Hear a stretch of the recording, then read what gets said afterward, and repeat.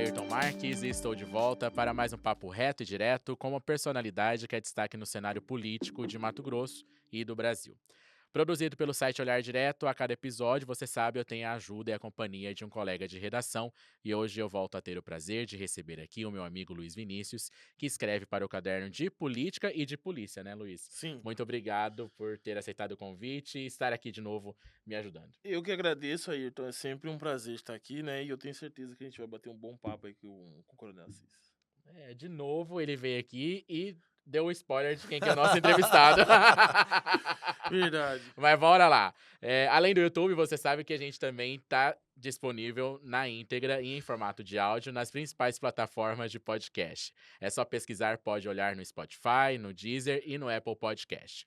E bora ser um seguidor fiel do nosso videocast aqui no YouTube. Então assine o nosso canal, curta o vídeo, deixa sua opinião nos comentários, compartilhe e, é claro, ative o sininho para ser notificado a cada vez que um novo episódio for disponibilizado. E se você quer saber informações dos nossos bastidores, saber como são feitas as nossas gravações, segue a gente nas redes sociais. É só pesquisar @Olhar Direto Oficial em qualquer uma delas. O nosso entrevistado de hoje é natural de Cuiabá.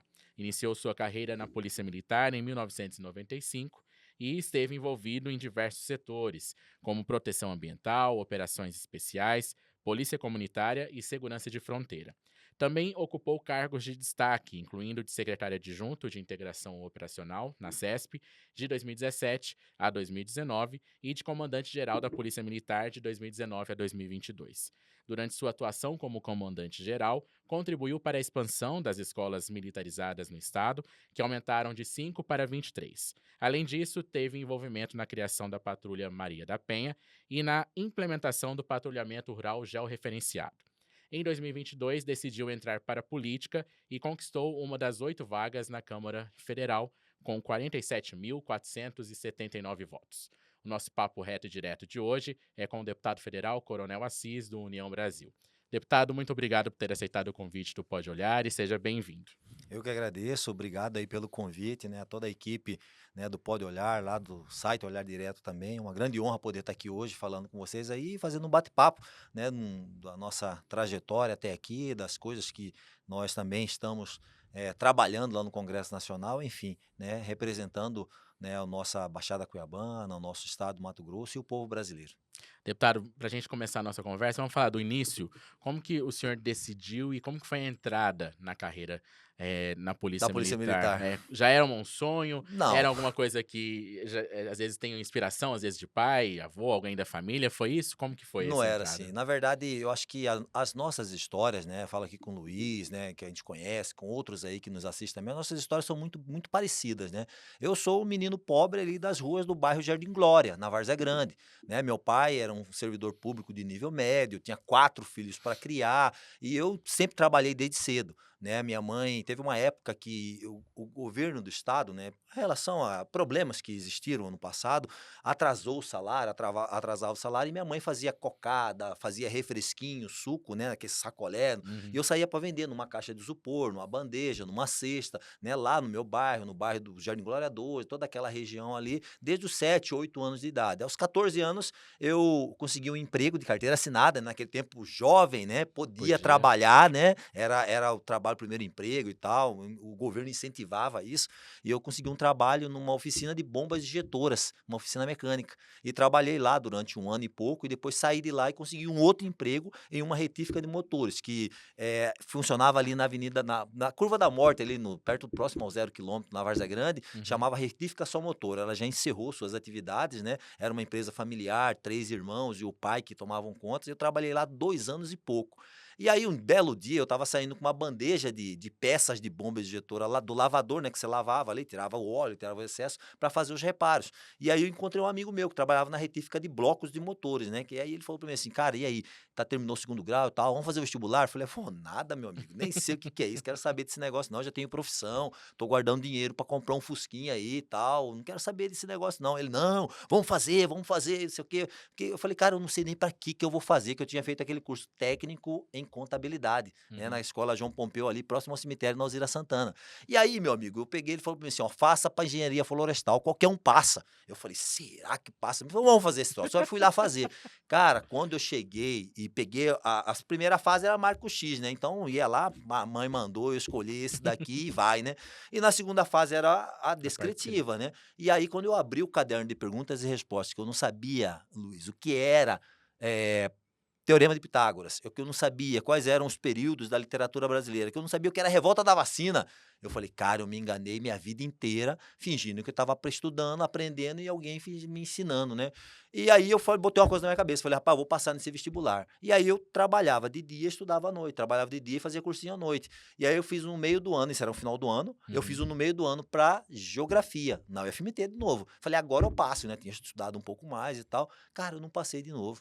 E aí eu falei, meu Deus, deve ter algum problema, alguma coisa, né? Aí um dia eu estava desolado, porque eu não tinha passado, lá em casa, na minha mãe lá, e abri o meu armário, folheando um caderno velho meu do segundo grau, e eu achei um folder, assim, com uma imagem de um policial vestido com um uniforme histórico, falando assim, ó, venha ser oficial da Polícia Militar, faça o vestibular da UFMT, né. Eu me lembrei que eu tinha recebido aquilo lá quando eu fiz segundo grau, um amigo meu que é até policial civil, não sei nem se já aposentou, mas ele me passou, ele pegou aquele folder e falou assim, você tem que fazer isso, você é jovem, você é novo, você consegue. Pensei comigo, falei, vou fazer nada, né, eu tinha profissão, era mecânico, né, coloquei no meio do caderno e ali ficou. E aí quando eu fui fazer, aí eu peguei e falei pro meu pai, falei, olha, eu vou parar de trabalhar para me estudar, para me passar nisso aqui. E o mais interessante, no meio do folder tinha uma palavrinha, uma sentença mágica falando assim, ó, aqui você ganha para estudar. Eu falei, é isso que eu preciso, né? O melhor Porque dos 2 mundos, né. e aí, cara, eu peguei e assim, não vou mentir que a vida militar,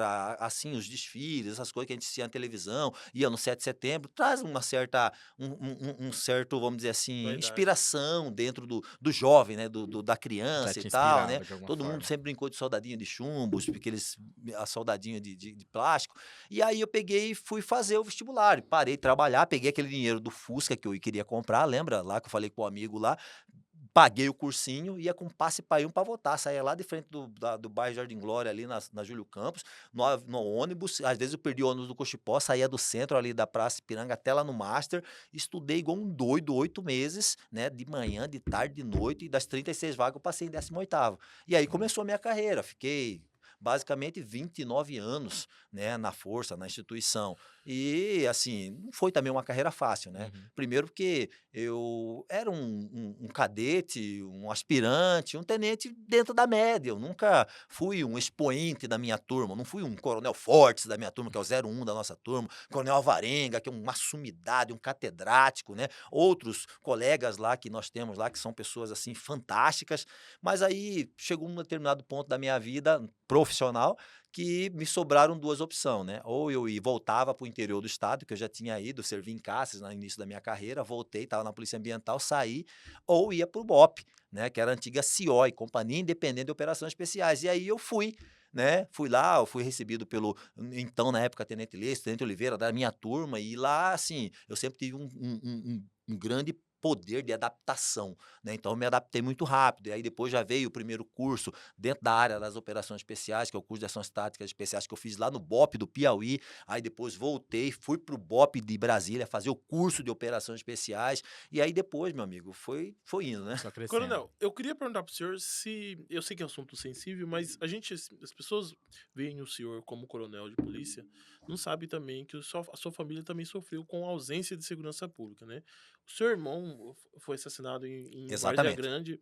Isso, o senhor já era. Isso influenciou o senhor entrar nas Não, eu já fileiras? era Ou já capitão, era. eu já Queria era que você capitão do contasse BOP. um pouco pra gente sobre isso. Exato. Rapaz, assim, é um assunto triste, né, Sensível. porque com certeza isso abalou muito a minha família. Meu Uhum. irmão, pra você ter uma ideia, ele era uma pessoa que eu cobrava muito, né, porque meus pais eram separados, né, mas assim, meu pai sempre esteve junto, sempre, Foi esteve presente. presente na vida dele, na minha também, embora estejam separados desde o meu segundo ano da academia.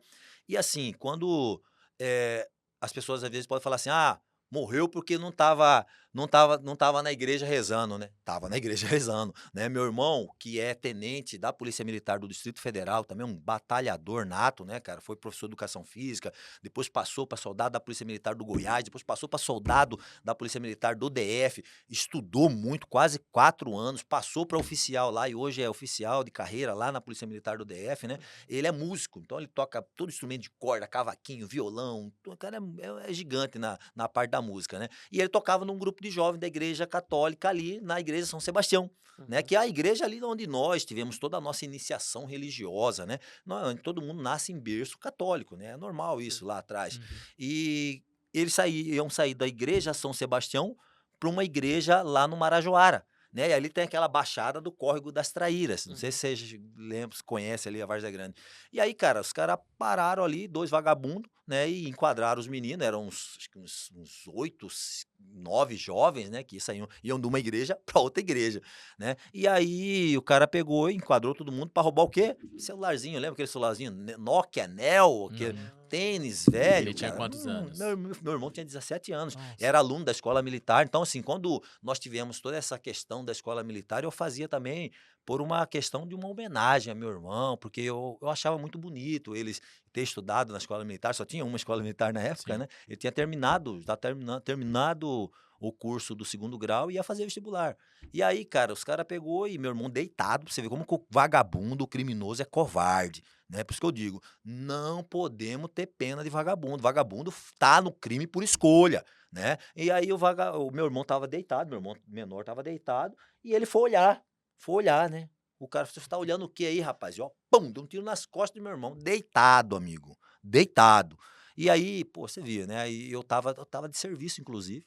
E aí aquele falando na rede rádio, e meu irmão conseguiu me ligar para mim, ligou para mim, aí, cara, aí foi todo aquele desespero familiar, né? Vai pro pronto-socorro, você vê ali um jovem numa mesa de cirurgia ali sofrendo, agonizando, e graças a Deus nessa época aí nós tínhamos o saudoso, né, falecido, Coronel Nadim Amuir, foi lá, ajudou, nós conseguimos uma transferência para um outro hospital, fez uma operação complicada. Cara, foi assim, eu fui conseguir sair para a rua, né, para tentar ver algo em relação à questão da ocorrência, porque primeiro você tem que atender a família, né. uhum. E minha mãe, muito frágil nesse ponto, né, os irmãos ali e tudo. Eu fui conseguir sair já era 2h40 aproximadamente, e depois já ter todo o encaminhamento médico dele, entendeu.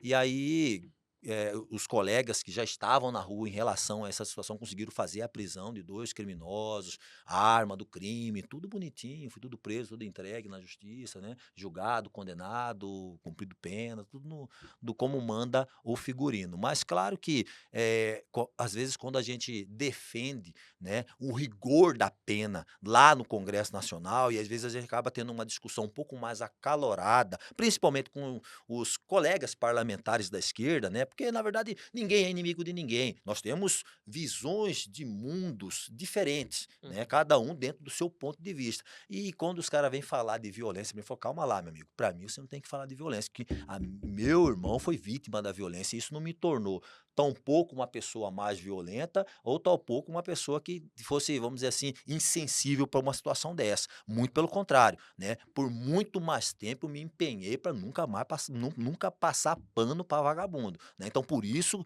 que a nossa luta, ela é uma luta de quem sentiu na carne, não é um cara que estudou numa, vamos dizer assim, numa faculdade e que viveu no ar condicionado e que nunca sentiu as agruras de ter vivido isso, muito pelo contrário, né. Então, assim, é um assunto que, acaba tendo um efeito bastante, vamos dizer assim, eh, emocional dentro da família, mas é um assunto que tem que ser falado, Sim. né. Eu acho que a sociedade precisa saber disso, né, que não existe pessoas que talvez não sejam afetadas pela violência que o Brasil vive. O Brasil vive essa crise de violência há muito tempo, né, meus amigos. Deputado, e a decisão de entrar para a carreira política? O senhor já tinha isso em mente antes mesmo de assumir o comando geral? Foi algo que surgiu Não. ali quando o senhor tinha o poder na mão Não, ali dentro nunca, de da maneira PM? alguma. Eu sempre assim, na verdade, pessoas, né, que têm a carreira como eu tive a carreira, né, eu trabalhei sempre, vamos dizer assim, nas unidades operacionais, unidades que lidam diretamente com a questão criminal e tal, e você acaba, de certa forma, sendo uma pessoa um tanto quanto mais reservada, né? Porque você trabalha BOPE, aí depois você sai, vai Gefron, aí depois você volta comandante do BOPE, você começa a enxergar a criminalidade, né, a influência do crime na sociedade e tal, depois você volta a ser comandante do Gefron, você começa a ver, enxergar um monte de coisa, você acaba sendo uma pessoa extremamente reservada, né, uma pessoa que... E o político não, pô, o político é totalmente diferente, você tem que estar onde o povo está, você tem que saber o que o povo quer, você tem que estar junto com o povo. Então eu nunca tive essa aspiração de ser, de entrar para a vida pública, de me colocar à disposição de um pleito eleitoral, muito pelo contrário, eu achava que a minha carreira findar-se-ia, né, no final do primeiro mandato do governador Mauro Mendes, que foi quem me convidou para ser comandante-geral e que nós trabalhamos arduamente juntos aí durante 4 anos praticamente, pegamos uma instituição policial, uma segurança pública extremamente sucateada, né, devendo aí horrores na praça vamos dizer assim, fama de mal pagador, né, e Sem Mauro... viatura, sem nada. Sem viatura, sem nada, né, nós não tínhamos uma arma para cada policial, cara, e Mauro muito bem auxiliado por Galo, por toda a sua equipe econômica, financeira, colocou o estado nos trilhos e fez aí, cara, um dos maiores investimentos na parte estrutural da instituição desde que eu entrei na polícia. Eu lembro quando eu entrei, Luiz aqui, posso falar para você que está nos ouvindo, a gente saía quase brigava no soco, né, entre nós, os aspirantes ali no bom sentido, por causa de um revólver 7 tiros da Taurus, cara. Olha Quem aí, quer ficar com que ele doideira. Quem que ia nessa Honda? cautelar ele no dia do serviço, entendeu? Então, e assim, a polícia tinha uma arma para cada quatro policiais. Hoje não, pô. Hoje o cara sai da academia de polícia nossa aqui, quer seja soldado, quer seja oficial, com uma Glock geração 5, né? 3 carregadores plenos de 9 milímetros, né? E vai carregar essa arma 35 anos da vida dele, né? Então isso graças a uma gestão forte, uma gestão pensada nesse policial, porque esses caras falam assim, mas isso é obrigação do Estado. Calma lá, cara pálida, não é a obrigação dele, é a arma pro serviço, né? Pra rua, nós comprávamos do bolso, cara. Quantas vezes o policial tira dinheiro da boca do filho dele pra comprar uma arma, por quê? Porque ele precisa ter uma arma, ele não deixa ser polícia quando ele tá sem farda ou com farda. E hoje não, hoje o Estado fornece essa arma para que ele fique com ela há 30 anos, né? Então, assim, a gente evoluiu bastante e tal. E um belo dia, né, dentro dessas questões que a gente ia discutir com o Mauro, com o Alexandre Bustamante na época, que foi um grande secretário também, né? Mauro Carvalho, secretário da Casa Civil, a gente estava discutindo sobre construção de quartéis no interior. Pra você ter uma ideia, quando eu era comandante-geral, o Estado tinha 26 anos que não construía um quartel para a Polícia Militar. O último quartel foi o quartel do comandante-geral, o governo Jaime Campos, né? E assim, as outras unidades eram parceria público-privada, judiciário, prefeituras, né? E aí que a gente tem que agradecer os prefeitos do interior, que são grandes parceiros, né? O cara, quando é parceiro mesmo, ele ajuda de toda forma aí dentro dos parâmetros legais. E aí eu estava discutindo porque nós conseguimos cento e tantos milhões de reais para construir quartéis. E aí nós fizemos um modelo de um quartel lá no interior do estado com uma vila militar, com 12 unidades habitacionais, porque às vezes o cara vai para Santa Cruz do Xingu, não tem onde morar, cara. Não tem onde morar, não tem moradia, fica difícil e tal. E aí eu discutindo lá com o Mauro era a última reunião nossa para pagar o negócio, porque tinha tido a pandemia, né? E aí aumentou um pouco de preço, você sabe que Mauro Mendes é assim, né? No papel, no cálculo, senão você não convence, né? E a gente foi mostrar para ele, tudo, ele, não, vocês estão certos, tal, vamos pagar. E aí ele falou assim, ó, vem aqui, quero falar com você, né? Eu pensei, poxa, o governador me chamar para conversar em separado, deve ter acontecido alguma coisa aí, Não né, vai ser amigo? bem Eu assim. fiz. Né? Alguma coisa aconteceu, né? E aí ele veio e me perguntou, falou, cara, você tem interesse de participar, de vir para a política, de ser candidato? Eu falei, não tenho interesse de nada, eu quero terminar minha carreira aqui, ir embora para reserva remunerada, talvez trabalhar alguma coisa na iniciativa privada, sou jovem ainda, tenho disposição, né? Ele, não, mas veja bem, pensa bem. Eu falei, governador, eu não tenho interesse. Aí ele, não, você que sabe, não sei, pensa melhor. Eu falei, eu não enxergo nem viabilidade no meu nome. Ele, não, você tem viabilidade. Eu falei, mas para qual Qual cargo? cargo? Ele, deputado federal. Eu falei, qual partido? Meu partido. Eu falei, pô. Já tá aqui com a Falei, porta aberta.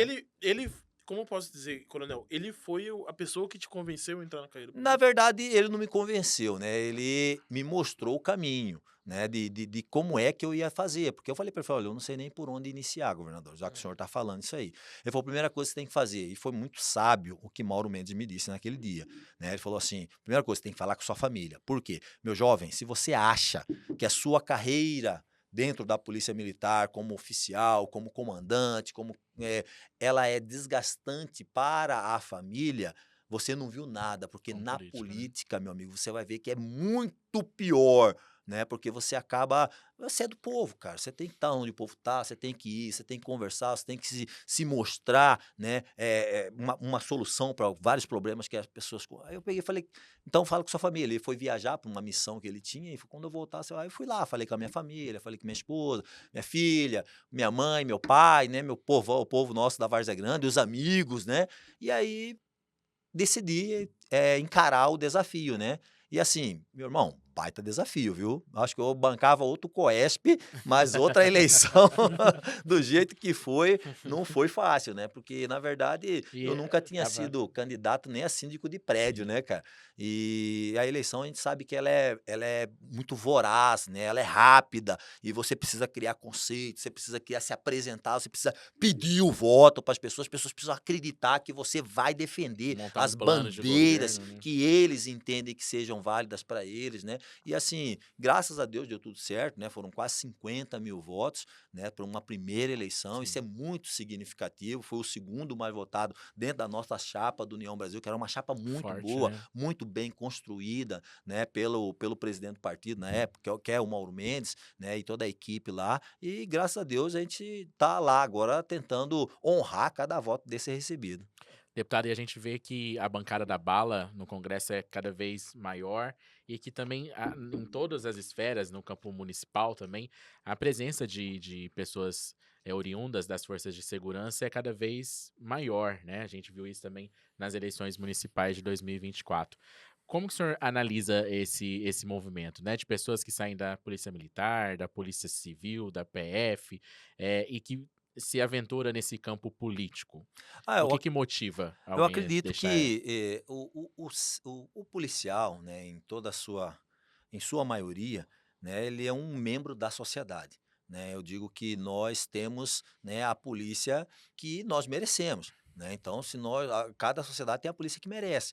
E nós temos dentro desse métier, né, dentro desse público aí, bem dizer, pessoas que têm também um olhar político diferenciado para a coisa, porque você trabalha com a sociedade, né? Principalmente a polícia militar, que é uma polícia ostensiva, então você está o tempo todo com o povo. Não existe nenhuma instituição mais municipalista do que a polícia militar. Nós estamos em todos os municípios, nós nos relacionamos com todas as gestões municipais, né? Então isso acaba trazendo à tona essa preocupação política. E as pessoas que se colocam à disposição desse pleito eleitoral, com certeza, fazem toda essa análise que o Coronel Assis fez lá atrás também, né, dentro da questão familiar, da questão dos amigos. E esse fenômeno, né, que acontece é justamente esse reconhecimento por parte da sociedade das instituições policiais. Né? Então, se as pessoas acreditam nas polícias, elas com certeza vão acreditar que um policial merece o seu voto também,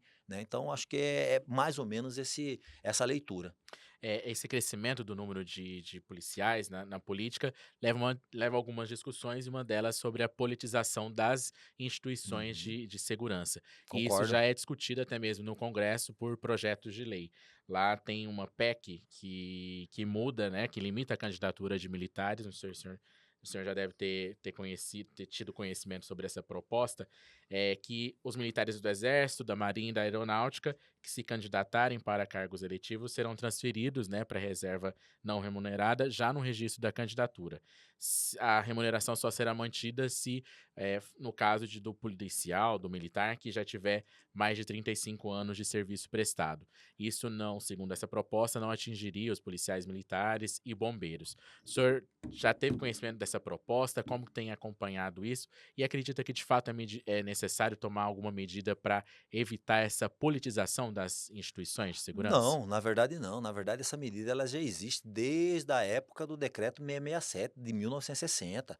Né? Isso aí com certeza é mais uma iniciativa, né, de uma iniciativa ruim, né? Desinteligente, por assim dizer, Eu acho né? que ele Porque muda só a a questão do legislação, prazo de remuneração. a Atualmente é legislação 10 anos, né? é E 10 anos, depois você de precisa 10 ir anos mantém. proporcional ao tempo, você vai proporcional ao tempo de serviço, Uhum. né? Você não vai integralmente, né? Você vai, só a não ser que você tenha o tempo, né? No meu caso, eu tinha 30 e 31 anos e meio aproximadamente, porque eu tinha averbado aquele tempo. Lembra que eu falei que eu trabalhei de Uhum. carteira assinada? Eu consegui averbar, então juntou-se o meu tempo, então eu tinha 29, mais 2 anos e meio, eu tinha 31 anos e meio De de serviço. serviço prestado, né? E fui embora com meus proventos integrais. Agora, a legislação ela já fala isso. Se você for candidato, se eleger, você já vai automaticamente para a reserva remunerada, né? Isso aí já existe. Então, na verdade, isso é mais uma tentativa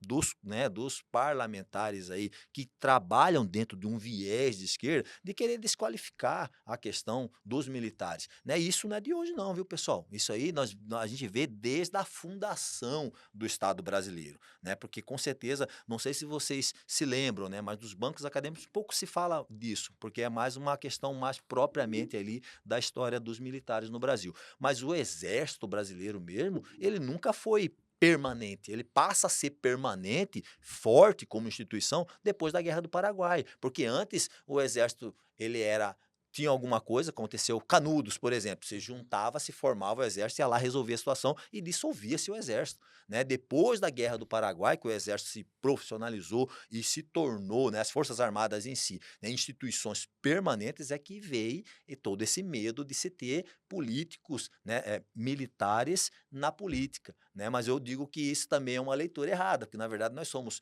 políticos que no passado estivemos no serviço militar, né? Mas hoje nós somos políticos. Mas você não acha que o regime ditatorial de 21 anos influenciou para isso, para essa questão que o senhor disse que as pessoas têm medo que militar entre na política? Na verdade, assim, eu quero só promover uma divergência, com todo respeito aqui, né, Luiz, a sua colocação, né, mas é importante, né, que as pessoas possam entender que eu não concordo com essa questão de um regime ditatorial, né, dos militares no Brasil. Não, foi um regime ditatorial, mas onde a imprensa era livre, onde nós tínhamos aí, né, um congresso, onde nós tínhamos um monte de situação, né, então, assim, pode ser que isso tudo venha trazer essa influência, mas como eu falei, não existe cidadão de primeira e segunda monta, né? O cara sai do presídio hoje, se ele sair do presídio hoje, você fala, sou candidato a presidente da República, ele vai ser candidato a presidente da República, nada impede. Agora, por que que o militar não pode ser candidato? Tem que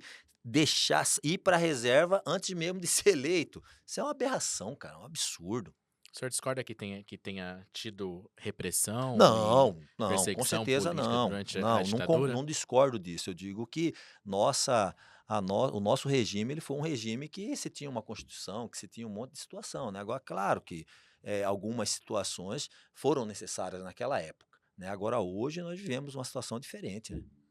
Mas o senhor não acha que é muito perigoso se dizer isso, coronel? Porque várias pessoas foram desapareceram, até hoje não foram encontradas, direitos foram retirados. Você não Sim, acha que é muito houve perigoso? uma exceção, né? Nesse caso aí, nós tivemos aí vamos dizer assim, algumas medidas de exceção que foram tomadas naquela época. Mas como eu disse, era uma outra época, né? Nós tínhamos atentados terroristas, nós tivemos aí organizações que promoviam, né, sequestros desculpe, de personalidades aqui, de embaixadores e tal. Então era um outro momento da história, né? E que com certeza foi-se visto. Houve uma anistia de ambos os lados, né? E ficou nesse passado do Brasil que a gente não quer que volte de maneira alguma. Nós vivemos uma democracia e queremos uma democracia plena dentro do Brasil. Deputado, falando sobre democracia plena, a gente viu, principalmente no ano passado, o desenrolar das investigações no Supremo Tribunal Federal e pela Polícia Federal em relação à tentativa de golpe após as eleições de 2022, em que teve a derrota do ex-presidente Jair Bolsonaro e que, segundo essas investigações, participantes militares, generais, coronéis tramaram aí um golpe para retirar o presidente Lula do poder e manter o Bolsonaro. A gente teve, então, a prisão até mesmo do general Braga Braga Neto. Neto.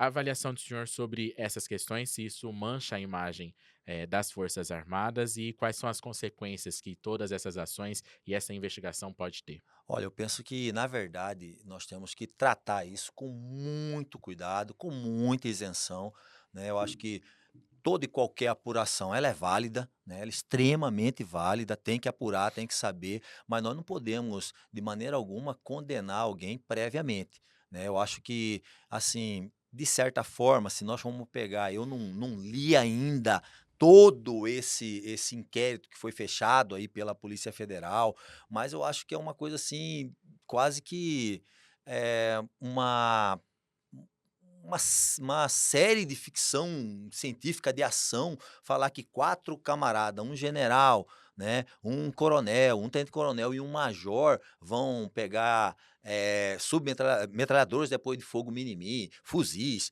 pistolas, para ir cometer esse tipo de ação dentro de um espectro, operacional, tático, gigantesco. Isso aí, pessoas que o general não opera mais, cara. Então, como que ele vai carregar um fuzil, vai carregar um negócio? Ele trabalha num nível estratégico, né? Então, acho que isso tem que ser muito bem apurado, muito bem esclarecido ao povo brasileiro, porque a gente precisa de esclarecimento. Eu ainda vejo isso com muita nebulosidade, né? Eu não consigo enxergar clareza, consistência para dizer que a pessoa ia promover esse tipo de ação. Pô, se matar um presidente da República, matar Um vice. um vice-presidente, matar ministros do STF usando veneno, bomba. Meu Deus do céu, né? Olha só, se a gente for pegar e transferir uma operação, né, assim, que a gente viu, né, nas notícias mundiais, que foi aquela situação dos pagers lá de Israel, junto aos terroristas, que foi do Hezbollah, né, se eu não me Uhum. engano, do Uhum. Hezbollah. Dizem que aquela operação, dizem que aquela ação, ela foi planejada em 20 anos.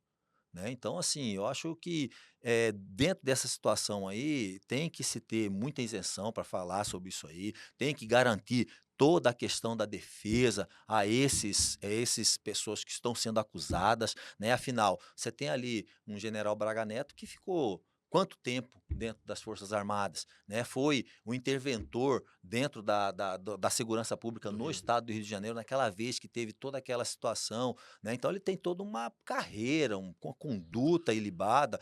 Será que será que é isso mesmo? Então a gente precisa eu acho que precisa ser muito bem esclarecido, trazido isso ao público, né, para que a gente possa saber mais sobre isso, mas eu acho muito fantasioso tudo isso que foi falado. Mas, coronel, tem um relatório da Polícia Federal de mais de 800 páginas, tem parecer da Procuradoria e tem uma decisão do ministro do STF.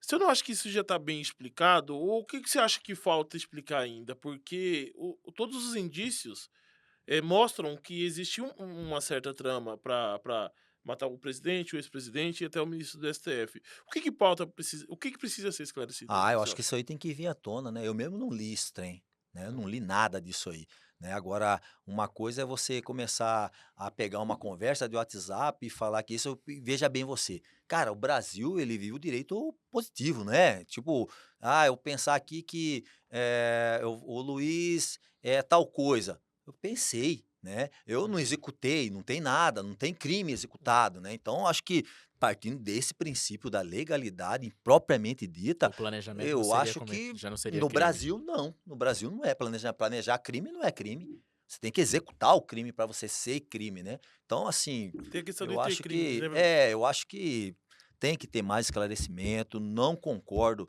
do jeito espetaculoso que O senhor foi acredita que a falado PF nisso pode aí. ter é uma instituição que pode estar sendo usada para perseguição desse grupo político? Olha, eu acredito O muito grupo, na lembrando que o instituição. bolsonarismo defende essas É, instituições, né? eu defendo muito, né, as instituições policiais, eu acredito muito na Polícia Federal, né, mas assim, existem algumas situações, né, que estão sendo levadas hoje no Brasil, na atualidade, que nos causa aí algumas estranhezas, né. Lá na nossa bancada mesmo, na bancada da Segurança Pública, nós temos delegados de Polícia Federal, né, escrivães, agentes de Polícia Federal, que não concordam do jeito que está sendo tocado alguns departamentos da instituição deles, né. Eles acham que isso realmente está tendo aí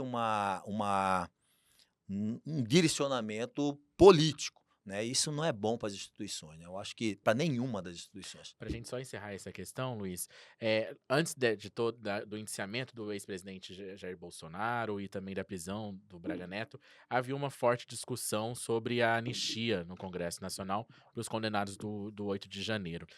Muitos falam que depois de tudo isso, essa discussão enfraqueceu e que isso não deve ocorrer de fato. O senhor acredita que em 2025 há ainda espaço para se discutir essa anistia? Eu acredito que essa é a nossa obrigação, né? Obrigação como representantes do conservadorismo dentro do Brasil, obrigação, né, como cidadão brasileiro, né? Eu não acredito em tentativa de golpe, né, em, vamos dizer assim, tomada ou destituição da democracia, mesmo porque para se caracterizar um golpe tem que ter arma, tem que ter armamento, tem que ter envolvimento de forças armadas, e isso não teve, né? Nós tivemos ali coisas que aconteceram que nós reprovamos, nós não concordamos com aquele tipo de situação, né? Que são situações que no meu entendimento, é um crime de dano, né? Agora, se você me perguntar, coronel, deputado, né? Você concorda com uma condenação de 17 anos por um crime de dano, né? Mais multas aí que cifram na cifra dos milhões, né? A uma pessoa que é uma tiazinha do WhatsApp, né? Ou um cidadão desse que se exacerbou lá, ou a anistia. Eu sou pela anistia, né? E sou pró-anistia, e eu acho que é obrigação nossa, sim, tentar a todo momento tentar passar essa legislação. Então é uma pauta que É ainda uma vai, pauta que a gente vai vai ter ter que insistência. trabalhar, vai ter que trabalhar, tem que ser insistente em cima dela, né? Mesmo porque, como eu disse, eu não acredito que houve, né, uma tentativa de golpe. Teve ali crime de dano, e eu acho que tinha que se individualizar, né, as punições, as penas. Ninguém está falando para passar pano para ninguém de maneira alguma, mas 17 anos, meu amigo. Peraí, eu estava vendo uma reportagem hoje, né, uma entrevista de um procurador lá do estado de São Paulo, e onde a gente fala que a pessoa é condenada a 12 anos no homicídio simples, 3 anos ele tá na rua, cara. Tá na rua, que eu digo, sai do regime fechado e vai para o semiaberto, que tá na rua. Aí mais um tempinho, ele sai do semiaberto e vai para o aberto, né. Ou seja, quem fica preso no Brasil assim, do jeito que tá acontecendo lá? E outra, cara, a própria Constituição Federal, né, ela garante que todo mundo tem no mínimo um duplo grau de recurso, né, e não tem, né, você Já está está no lá no STF, né? STF, você vai recorrer para quem? Para Deus? Né, então eu acho que é uma pauta que tem que ser levada, tem que se discutir, e o Congresso é isso, o Congresso é para esse tipo de situação, a gente tem que discutir sim, eles não querem discutir acabar com as forças especiais, eles não querem discutir aborto, não querem discutir um monte de coisa, vamos discutir isso também, eu acho que é importante, temos que fazer. Falando sobre 2026, a gente tem dentro do bolsonarismo ainda uma forte ala, uma grande ala que acredita, que crê na possibilidade de eleição do ex-presidente Jair Bolsonaro, que foi condenado e está inelegível até 2030. O senhor acredita que é possível isso ocorrer nesses próximos 2 anos e o ex-presidente ser descondenado para poder disputar as eleições de 2026? Ou já é o momento de se discutir um plano B, aí, um outro nome para essa disputa? O Brasil é um país de contrassensos, né, nós temos aí eh, um representante hoje que foi condenado em 3 instâncias, né, por crime de corrupção, lavagem de dinheiro, um monte de coisa aí, um monte de crimes aí, e hoje é presidente do Brasil, né. Então, assim, eu acho que ainda está cedo ainda para falarmos ainda que pode, o que não pode, né. Eu faço votos sim, né, que Jair Messias Bolsonaro esteja elegível lá em 2026 para que a gente possa, assim, fazer uma campanha, né, e fazer e colocá-lo novamente no poder, né. Os números estão aí, como eu gosto sempre de dizer, eu acredito em Deus, no resto você tem que me apresentar dados e evidências, né. E a gente está vendo a economia de uma forma ruim, a gente está vendo a política de segurança pública de uma forma pior, está vendo a política ambiental pior também, né. Então eu acho que nós precisamos, né, precisamos acreditar que isso possa ser possível.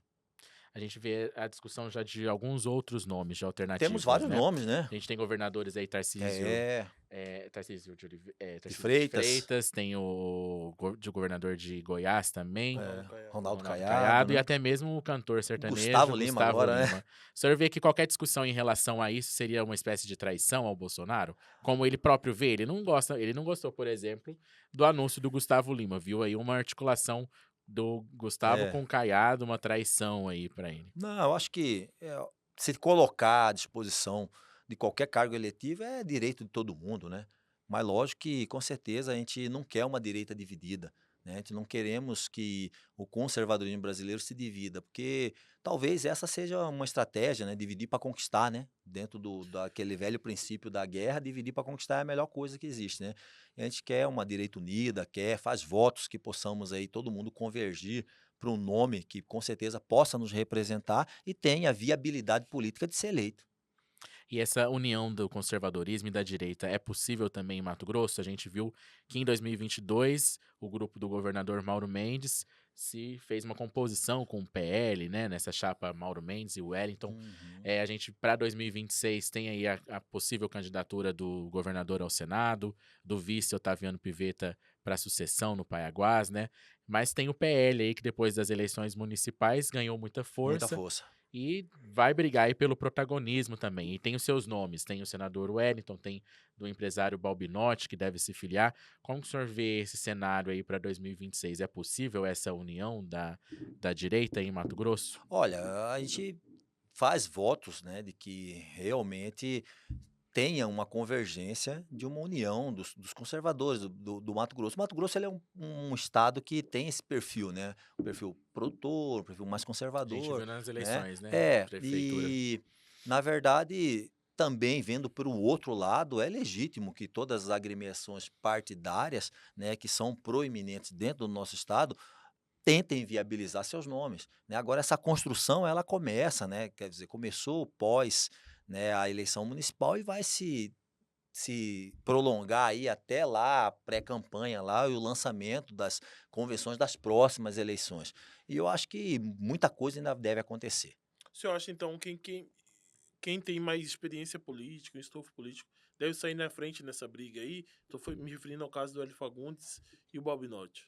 Olha, na verdade, essa discussão vai caber ao PL, né? Eles devem e já está começando a falar sobre isso, né? É natural isso, como se nós falamos aqui agora, né? Foi um partido que se fortaleceu muito hoje, nas grandes cidades hoje, colégios eleitorais do Mato Grosso hoje, né? Foram eleitos aí prefeitos do PL, vereadores, mas existem outras agremiações partidárias também, tudo. Eu acho que todo mundo deve conversar com todo mundo, né? E depois ver aí qual que seria o nome de consenso, mas que as pessoas vão tentar se viabilizar, isso é natural, Você natural. acredita que a candidatura do Pivetta, por exemplo, está sacramentada ao governo? Ainda o próprio governador declarou que já deu o apoio dele ao Pivetta, mas o Na senhor acredita verdade, eu que isso acho que pode não acontecer? esse esse esse arranjo político, né, do vice-governador Pivetta com o governador Mauro Mendes, isso já vem de algum tempo, né, Deles, e é né? natural que isso aconteça e que sejam mantidos os compromissos.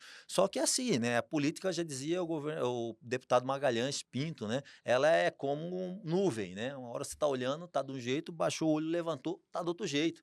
Né, e isso tudo dentro dessas composições, dessas falas políticas que devem acontecer até o ano de 2026, vão dar o norte para o Mato Grosso.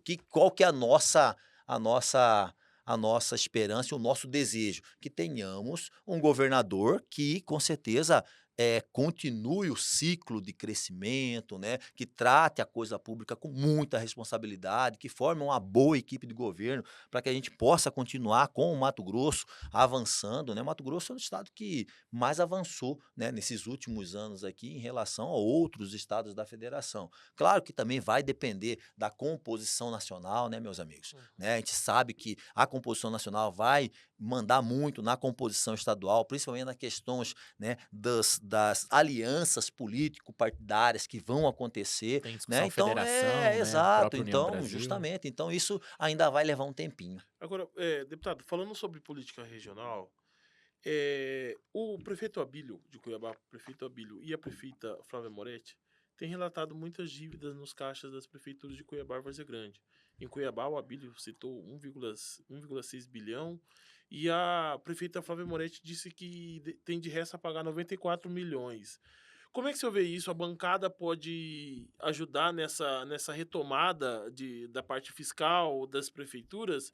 E o senhor acha que é muito grave o que foi feito nos caixas dessas duas prefeituras? Olha, Luiz, o que acontece que, na verdade, quando a gente trata de executivo, né, o executivo ele é uma máquina gigante, né? Já dizia alguns autores, né, que comparam com aquele o Leviatã, né, que é um monstro que foi criado ali e que às vezes, né, pode fugir do controle se não tiver ali um controle bem rígido das contas, principalmente das contas públicas. Eu acredito que os dois prefeitos, né, tanto Flávia quanto Abílio, estão muito motivados em trabalhar pelas cidades, né? Eu falo especialmente por Várzea Grande, porque moro lá, né? Meus parentes são tudo lá, minha família é de lá, Cuiabá também, que nós temos um carinho grandioso aqui pela nossa capital e é capital do estado, Sim. né? E nós estamos prontos para poder ajudar, né? Eu mesmo, dos meus recursos deste ano, eu já disponibilizei recursos para a capital, né? A Abílio foi lá e fez uma grande reunião com todos os membros da bancada e ele priorizou a área da saúde, então eu encaminhei recursos para a área da saúde com Flávia Moretti, né? A conversa foi na parte da estrutura, né? Então eu coloquei um recurso na parte estruturante da prefeitura de Várzea Grande também, né? Cerca de 20 milhões para a construção da tão sonhada rodoviária lá da Várzea Grande, que não tem rodoviária até hoje, né? Era uma coisa que foi uma concessão e acabou que nunca funcionou direito. E também coloquei um recurso na educação lá na Várzea Grande, no IFMT, né? Para terminar aquela obra que com certeza vai ajudar muitos jovens, né? Não só de Várzea Grande, mas de toda a Baixada Cuiabana aqui, nas profissões e tal, estudando ali dentro do Instituto Federal de Educação. Eu acho que o caminho é justamente esse, né? Tentar equalizar as contas públicas. Nós temos, né, tempo para isso. Eu acho que, com certeza, as equipes que eles formaram estão extremamente motivadas, né? Essa situação de restos a pagar, de contas, isso é muito ruim para iniciar uma gestão, né? Mas não é uma novidade, né? Dentro da questão da administração do executivo, né? Quer Uhum. seja municipal como governo, né? Lembra do Mauro Mendes como recebeu aí? Vira e mexe, quando chega as eleições municipais, o nome do senhor é citado como um propenso aí, candidato à prefeitura de Várzea Grande. A prefeita Flávia, ela tomou uma iniciativa que vai privatizar o DAI. É, Qual, ela fala em concessão, em né? Concessão. concessão. Qual que o senhor acha que esse é o caminho? O senhor também pensa igual ela? Ou o senhor acha que o melhor seria deixar igual estava na gestão do Calil? Qual que é a opinião do senhor sobre isso? Na verdade, assim, eu tenho uma opinião, né, pessoal, uma leitura de que o Estado ele tem que ser um grande facilitador, né, Sim. e não um dificultador. Quando eu digo Estado, é a administração do Estado, estadual, federal ou municipal, né? Se nós passarmos da ponte da Várzea Grande para Cuiabá, nós tínhamos antigamente um problema sério aqui, né, na capital, onde nós não tínhamos esgoto tratado, nós tínhamos um problema também de abastecimento, lembra, né, do famoso debate entre Wilson Santos e Walter Walter Rabelo. Rabelo, né, e a água da ETA Tijucal, né, realmente tudo isso são reflexos da administração pública. Então, eu acredito que aqui foi muito bom, né, eu acredito que Várzea Grande também, a questão da concessão ou privatização por parte da iniciativa privada, ela é o caminho, né? Eu tenho isso muito bem claro no meu modo de pensar, no meu modelo mental, né? Eu acho que o Estado, quando se quer abraçar tudo, você acaba fazendo muito pouco. Né? Então a ideia agora lógico, você vai ter que ter uma agência reguladora muito forte, né, para poder fiscalizar, para poder cobrar, para poder, né, mostrar a essa pessoa que é o concessionário ou vamos dizer assim, o privatizado, que nós temos que ter serviço de qualidade, né? Eu não posso conceder ou privatizar e ter um servicinho meia boca, né, Sim. cara? Ou não dá, né? Então tem que ter uma agência reguladora muito forte para ir para cima e cobrar em todos os sentidos. Aproveitando a pergunta do Luiz, a questão do nome do senhor ser sempre lembrado, né, para executivo. Prefeitura. O senhor pensa sobre isso, em um dia disputar um cargo no executivo? E quais são os planos aí para 2026? Não, não penso hoje, não penso nisso, né? Eu acho que 2026 o nosso projeto é reeleição, né? Eu acredito que dentro desse nosso trabalho fazendo lá no Congresso Nacional, na Câmara dos Deputados, que não é um trabalho fácil, né? Nós Sim. temos 513 deputados federais, né? Então, assim, lá você não tem espaço para todo mundo nas comissões, não tem espaço para todo mundo dentro da questão, né, dos partidos, até para fazer um discurso, às vezes, ali no plenário, você tem que ser diligente, né, para aprovar uma legislação. Tivemos aí, tive um exemplo agora aí que eu consegui uma vaga temporária na CCJ por 3 meses. Né, 3 meses, 3 meses eu consegui aprovar 2 leis minhas, né? Uma lei que a criação a obrigatoriedade de CNPJ para os movimentos sociais, leia-se nas entrelinhas aí o MST, né? Para que eles possam ter responsabilidade jurídica através de uma personalidade jurídica, de um CNPJ, né? O MST tem 40 anos e não tem CNPJ, não tem razão, não tem nada. Você vai, se um juiz hoje der uma multa, dia ao MST, não tem para quem entregar vamos dizer assim, a intimação, Uhum. né? Então, 40 anos, né? Então tem que ter pelo menos um CNPJ, uma personalidade jurídica para você poder responsabilizar e digo mais, até para poder acessar recursos públicos, para nós podermos fiscalizar esse recurso público, que é dinheiro seu, dinheiro dele, dinheiro nosso, né? Que financia às vezes esse tipo de situação, né? E a outra legislação que foi a possibilidade, né, dos estados brasileiros legislarem dentro das normas penais vigentes, né? No caso aí, aumentando, né, as penas, né, colocando critérios mais rigorosos lá na execução penal também. Eu acho que são legislações que realmente vêm, né, para que você possa entregar algo à sociedade, né? Então a gente sabe que é muito difícil. Então, assim, eu acho que nós dentro dessa vida, né, como deputado federal, como parlamentar, ainda temos muito ainda para contribuir, né, para entregar ao povo brasileiro. Deputado, vamos falar sobre segurança e discussão no Congresso. O Vamos senhor embora. já se posicionou contrário ao decreto, né, que foi recém-publicado no Sim. Ministério da Justiça, que regula o uso da força por policiais de todo o país. Entre os principais pontos, o texto diz que a arma de fogo só poderá ser usada por profissionais como último caso. As armas não poderão ser utilizadas, por exemplo, contra pessoa desarmada que esteja em fuga e veículo que desrespeite o bloqueio policial, com exceção se houver risco ao profissional, ao policial. Por qual motivo o senhor se posicionou contrário a este decreto que visa aí regulamentar ou trazer algumas regras para a atuação policial no país? Porque na verdade é assim, o governo federal, ele parece que ele vive em um mundo paralelo, né. Nós sabemos que segurança pública é um problema gigantesco dentro do Brasil. Nós sabemos que o avanço criminal, né, ele traz a reboque, né, o aumento da violência. Isso é fato, né. Hoje, no Brasil, nós temos 88 facções criminosas catalogadas. 88, meu amigo. É muita facção, é muita gente aí cometendo crime, né. E assim, eu acho que um decreto onde você limita a atividade policial é um decreto que não tem serventia nenhuma, né. E vou mais além, a questão deles terem, eh, vincular, você seguir essa regrinha, essa cartilhazinha em questão Repasse de de recursos, né? liberação de recursos, cara, isso é desonesto para com o cidadão brasileiro, né, uma coisa muito ruim, né. Eu acho que, o governo federal, ele está muito na contramão de tudo, porque na verdade ou não se entende nada de segurança pública ou essa é um mantra, ideológico progressista para se enfraquecer as instituições policiais, né. Eu acho que nós teríamos que estar muito mais preocupados, né, em estabelecer aí, né, uma mensagem lá do poder executivo para o legislativo, classificando a questão da atuação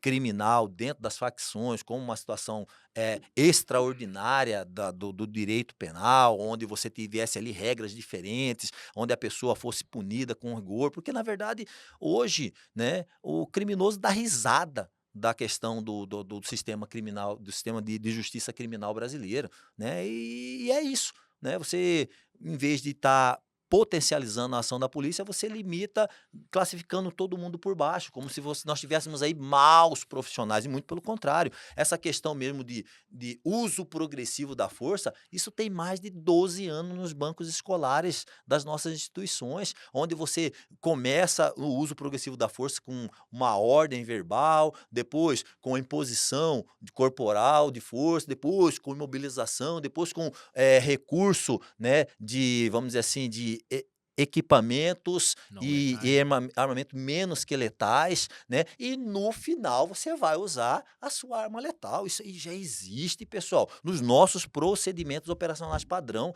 que foram aí, já tem mais de décadas. E E todo, por que todo isso às vezes ano, não é todo ano, seguido, não, isso é deputado? seguido. A Com gente vê alguns certeza. casos Não, mas de se você que pegar os isso não casos. ocorre. Sim, concordo. Mas se você pegar os casos, meu amigo, são um, um 0, alguma coisa por cento do tudo que acontece. São Paulo, lembra lá quando o cara jogou o cara lá de cima Da da... ponte. Cara, isso é um absurdo, né? Esse cara ele tem que ser punido. E tá sendo, viu? Como eu falei numa entrevista aqui esse dia atrás. Ele tá sendo acusado de prevaricação, lesão corporal e mais uma outra coisa. O cara tá preso. Quem que fica preso no Brasil por esses crimes aí? Ninguém, amigo. Ninguém. Ninguém fica, né? Porque hoje nós temos esse garantismo penal e temos também essa política do desencarceramento. Pois bem, né? Esse cara tá preso, né? E aí eu falo para você, nós não podemos nivelar isso por baixo, né? Quantas ocorrências são atendidas pela Polícia Militar de São Paulo? Milhões de ocorrências, milhões. Agora, um ou outro exemplo isolado acontece e é punido. Nós temos corregedorias extremamente fortes, né, que são atuantes. Pode pegar aí desligamento, cara que vai embora dentro do serviço público, nos diários oficiais. Acho que os que mais manda embora é a Polícia Militar, né? É polícia ou outras polícias aí, né? E assim, esse tipo de situação, como eu disse, cara, os caras estão tentando, acho que, jogar mais uma vez uma cortina de fumaça, porque acho que já deu aquela conversa de CAC e de armamento civil, né? Ficamos o primeiro gestão do primeiro-ministro de Segurança Pública o tempo todo discutindo isso, brigando por isso, falando sobre isso, e o crime só aumentando, né? Só aumentando, só aumentando, só aumentando. No Brasil morre 40 mil pessoas por ano, cara. Sabe o que que é isso? É 40 mil pessoas chorando um ente querido, 40 mil famílias, velórios. É muita gente atingida pela violência. Mas o senhor não acha que essas medidas do governo federal é uma forma de frear essas transgressões que a gente vê diariamente de policiais transgredindo a lei, matando, igual o senhor falou, jogando da ponte? Você não acha que é reflexo disso, Coronel? Olha só, para você ter uma ideia, eu passei, nós começamos, quantos dias aí que nós já estamos aí lá no Congresso?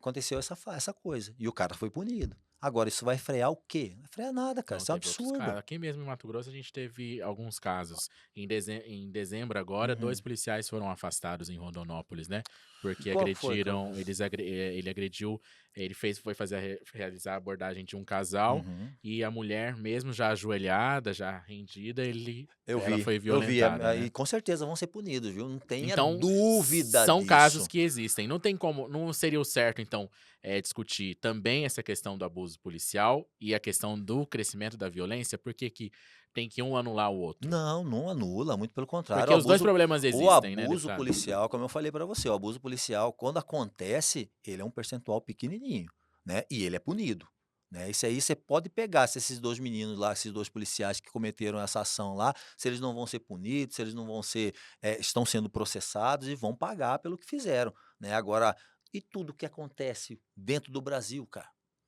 Isso que nós tínhamos que estar discutindo, né, não isso aí já é punido, isso aí já é apenado, isso aí já é, vamos dizer assim, extremamente reprimido dentro das instituições. Para você ter uma ideia, se você pegar hoje, né, o quanto que nós mandamos as pessoas, desligadas das instituições policiais, ele é um percentual pequeno.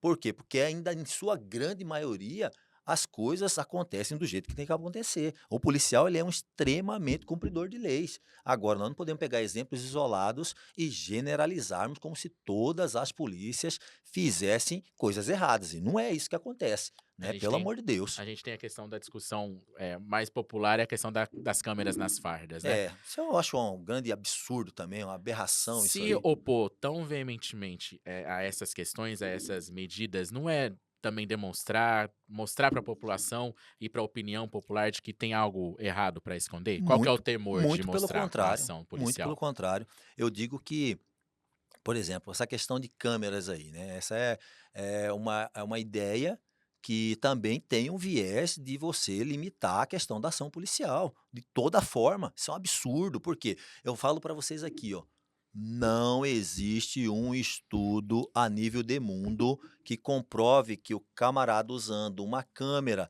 no seu uniforme vai diminuir os índices de criminalidade numa determinada região.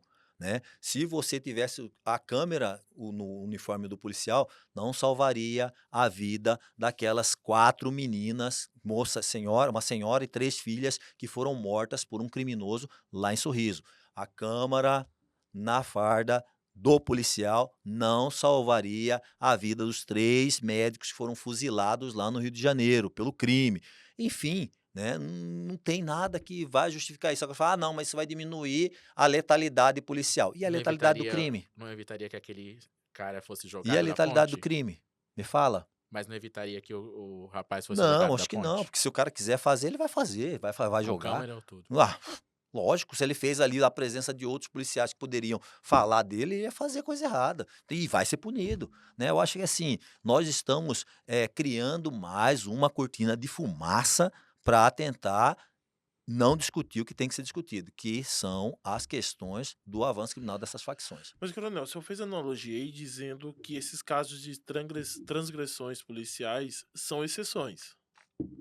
Mas então essa questão, esses instrumentos nas fardas, não só comprovariam isso? Do que você diz? Que é uma exceção. O senhor falou, exatamente, o senhor falou que esses casos de policiais que agridem, que transgridem a lei, são exceções. Sim.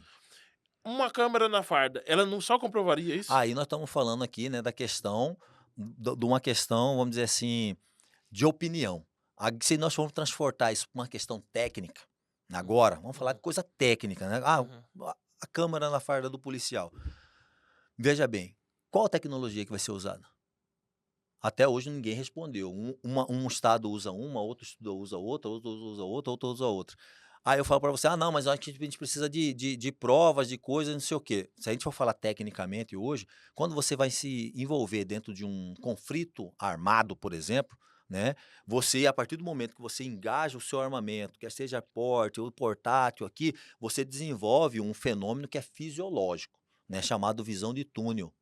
Né, então essa visão, ela se a sua visão aqui do homem, ele se afunila dentro de um parâmetro ali onde ele e a câmera não, a câmera não vai me dar isso, a câmera vai continuar filmando aberto. E se caso aconteça alguma coisa aqui, como é que você vai justificar isso?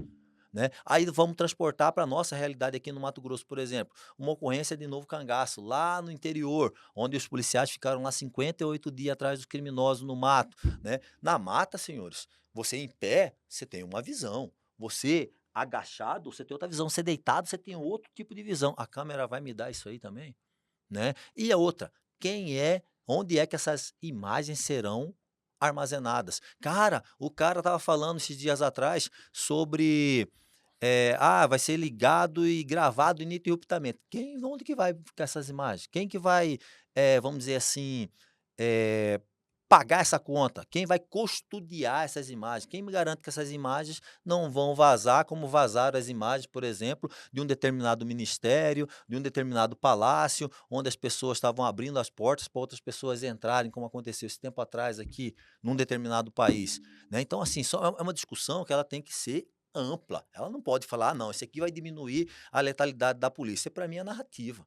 Nós não podemos discutir só isso, temos que discutir tudo, toda a questão, né, técnica, a questão ideológica, a questão do que vai ser, o que não vai ser, porque eu volto a dizer, os índices, né, de desvio de conduta das forças de segurança são muito pequenos e, assim, sua grande maioria, esmagadora, eles são extremamente punidos e penalizados.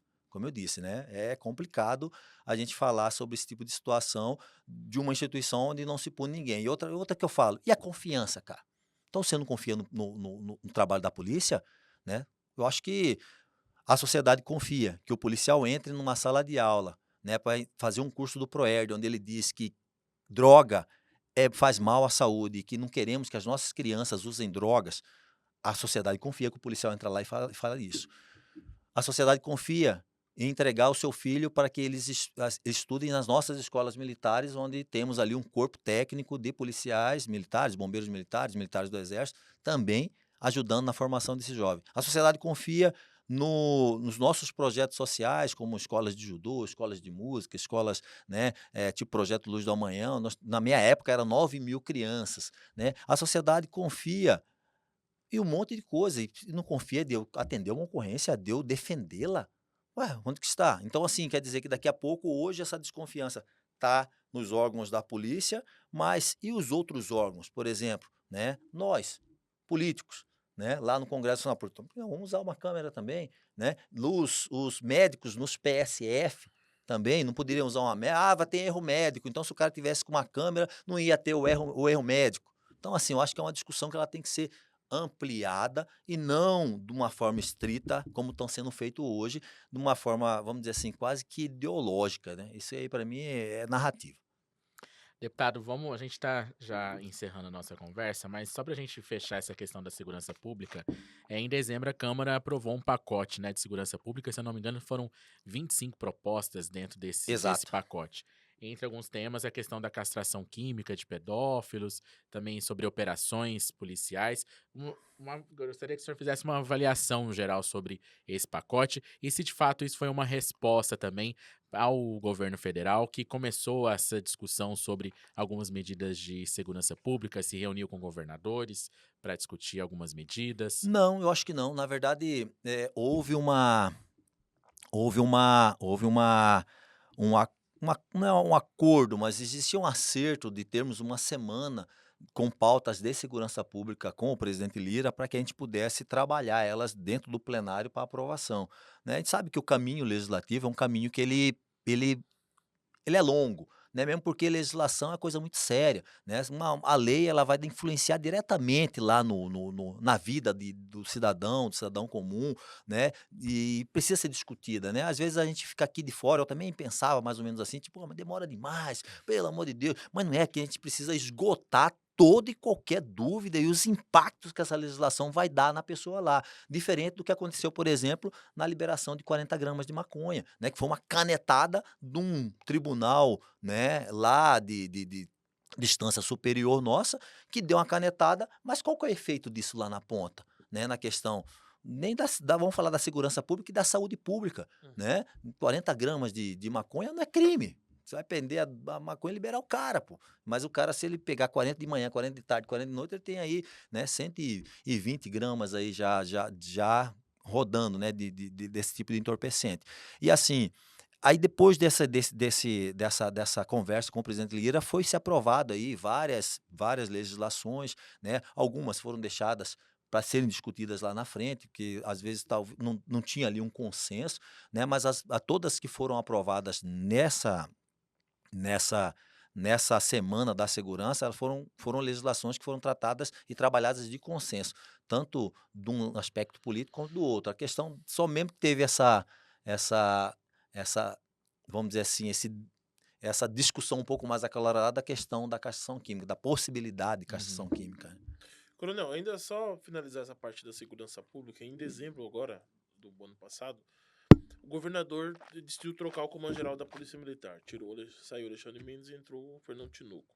Gostaria de saber se o senhor aprovou essa troca, você acha que foi correta? Claro, com certeza, né, o governador acertou mais uma vez, né, eu acho que nós, né, dentro das instituições, elas precisam ser oxigenadas, né, e aí você tira um coronel e coloca outro coronel também que tem a capacidade técnica de ser comandante, nós somos formados para comandar, Uhum. né, então, hoje são 28 coronéis, qualquer um desses coronéis está pronto para ser comandante geral. Lógico, existem alguns critérios, alguns requisitos, né, com uma experiência, antiguidade, afinidade também lá com a parte do governo, porque é um cargo de indicação do governador, né, e ele tem todo esse direito. Na verdade, o comandante geral, ele é comandante geral comissionado pelo governador, que na verdade quem é o comandante em chefe é o governador. Sim. Então, tanto é que não existe mandato para a questão da polícia militar, né? Porque na legislação quem é o comandante em chefe é o governador e ele comissiona um desses coronéis ao cargo de comandante geral. Então por isso que ele pode tirar e colocar mais ou menos ali dentro do entendimento dele, Uhum. porque ele que é o comandante. O senhor acha que o coronel Alexandre Mendes estava utilizando a instituição para se promover politicamente? Olha, não posso afirmar isso, né? Eu não posso afirmar isso, mas assim, eu acho que ele cumpriu com o seu papel ali durante o tempo que ficou, né? E como eu disse, trocas dentro das instituições militares, principalmente, são coisas extremamente naturais, né? Eu acho que quem está no comando, ele está todo dia, é o último dia do comando, né? Eu no meu, acho que na minha terceira semana eu já tirei uma foto já fardado de comandante geral para deixar pronto, porque se me trocasse estava ali a foto, já Tava colocava lá, garantido, né? vida que segue, né. Agora não existe apego a cargo, né, para nós não existe, porque nós somos, oficiais de carreira, nós não somos, comissionados, nós somos de carreira, então você sai dali, você continua sendo coronel, né. No caso dele, saiu, foi para reserva remunerada, tinha tempo já para ir para reserva, foi embora, né, para casa, né, que é o caminho que todos nós seguimos naturalmente. Deputado, daqui em menos de um mês, os trabalhos legislativos retomam e aí a primeira missão, primeira pauta é a eleição da mesa, né? Exato. E esquerda, direita, e você não vai votar todo mundo junto, em consenso, para presidente? Então, né, é que na verdade essa construção da presidência da casa, ela é uma construção que já vinha sendo feita há algum tempo, né. O nosso partido, União Brasil, tinha, né, como pré-candidato ali o deputado Elmar Nascimento, que é o líder do partido na Câmara, né, tem um bom relacionamento dentro do colégio de líderes, é uma pessoa que está ali há muito tempo e estava colocando o seu nome à disposição, o que é extremamente legítimo, como o Uhum. PSD tinha lá, né, o candidato deles, como o Republicanos era o deputado Marcos Corrêa, que era o presidente nacional, né, Marcos Pereira, me perdoe, e ele abdicou em prol do deputado Hugo Mota, né, que fez uma conversa com todos os partidos, com todas as bancadas, né, e a princípio hoje é o nome de consenso, né. A nossa bancada do União Brasil já externou apoio e todo mundo deve votar Quais no foram as Hugo Mota. garantias que Hugo ele, Mota. que ele deu à bancada da União para convencer a É, apoiá-lo? na bancada do União nós tivemos uma reunião com ele, né, com toda a bancada e foi-se colocado algumas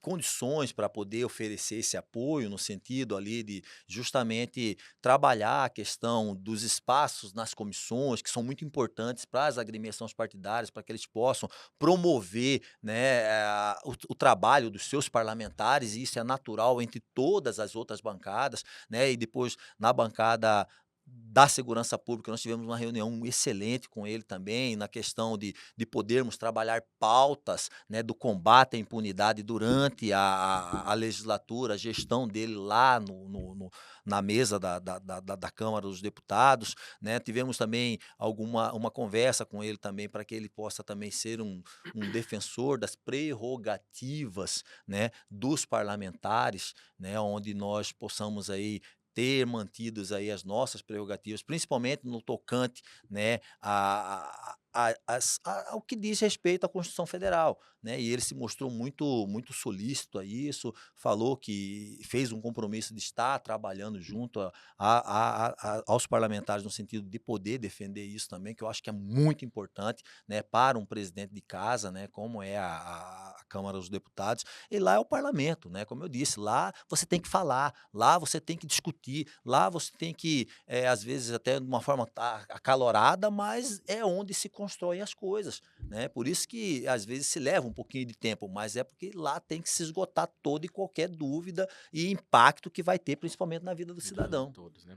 Deputado, muito obrigado, viu, pela conversa. Foi ótima falar um pouco sobre a trajetória do senhor. Tem mais alguma coisa, Eu Luiz? queria fazer uma Só última pra gente pergunta. encerrar, então. Isso, eu quero fazer uma última pergunta pro coronel. Coronel, em maio do ano passado, mataram um sargento da Polícia Militar em frente à UPA. Até hoje não se há resposta dos assassinos ou do assassino. Até quando ele vai ficar solto?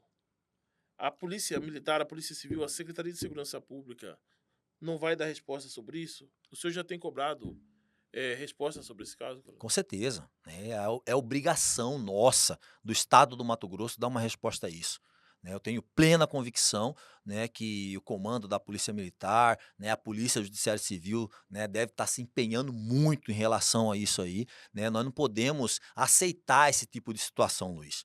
Nós não podemos, de maneira alguma, imaginar que um vagabundo, um criminoso, na covardia, porque matou o cara por trás, dando um tiro na cabeça, né, se é no combate, tá no combate, né, beleza, a gente não quer o resultado morte por parte de ninguém, né, nem do policial, né, talvez nem do bandido também, mas se encarou a polícia, né, ou atentou contra a vida do cidadão, eu tenho que proteger o cidadão e tenho que proteger a vida do policial, né, então o Estado do Mato Grosso tem a obrigação sim, de pegar esse cara, apresentar ele à justiça, né, e se ele resistir, com certeza, entregar a ele o que ele entrega ao cidadão, não é só o policial não, né, como eu disse lá atrás na minha fala lá, né, o cara que matou meu irmão, teve pingo de dó do meu irmão, meu amigo. E com certeza, o cara que tá cometendo crime, tá no crime por opção. O Brasil precisa parar com essa conversa fiada de dizer que o criminoso é uma vítima da sociedade, que o criminoso tá no crime por falta de opção. O criminoso tá no crime por escolha, né? Já dizia Gary Becker, né? Teoria da economia do crime. Criminoso faz conta, né? Ah, aqui eu consigo fazer, qual que é a possibilidade de eu cometer o crime se eu for preso, se eu não for preso, se eu for preso, qual que é a possibilidade de eu ser flagranteado, se eu for flagranteado, qual que é a possibilidade de eu ser condenado, se eu for condenado, qual a probabilidade de eu cumprir integralmente a minha pena. Se for tudo baixo, ele vai cometer o crime. Como eu disse, vagabundo tá dando risada do sistema de justiça criminal brasileiro. Ou a gente muda, né? Ou realmente vai ficar difícil, né? E nesse caso específico aí, né? O Estado do Mato Grosso ele tem a obrigação sim de fazer e apresentar esse cara aqui para nós, porque não se pode cruzar essa linha. É uma linha muito perigosa, né? Imagine amanhã começarem a matar policiais, daqui a pouco vão matar promotores, vão matar juízes, vão matar deputados, vão matar governadores, vão matar todo mundo, né? E hoje, infelizmente, cara, é um problema que o Brasil enfrenta. Se o Brasil não tiver a capacidade de poder juntar o legislativo, o executivo e o judiciário para enfrentar esse problema, esquece. Nós vamos ficar no jogo de empurra-empurra. As leis é uma porcaria, o judiciário só defende vagabundo e dá decisão em prol de vagabundo. O Poder Executivo não promove nenhuma ação no sentido de, né, estabelecer uma política pública para combater o crime organizado. E é isso. Infelizmente é isso. Ótimo. Deputado, muito obrigado, viu? A gente está sempre à disposição e foi um prazer ter o senhor aqui no Pode Olhar. Obrigado a todos aí. Pode, com certeza, contar conosco e sempre que precisar aí estaremos à disposição. Ótimo. Luiz, obrigado mais uma vez e até uma próxima. Eu que agradeço, estou sempre à disposição. E se tiver mais uma Precisar, só chamar. pergunta também, pode fazer. Não, porque já estourou o tempo. Beleza. No off. Eu vou ficando por aqui, mas você pode acompanhar a repercussão da nossa conversa no nosso portal, é o www.olhardireto.com.br. Segue a gente nas redes sociais, em qualquer uma delas, é só pesquisar @olhardiretoOficial. Eu vou ficando por aqui, mas volto na próxima semana com mais um papo reto e direto. Tchau, tchau.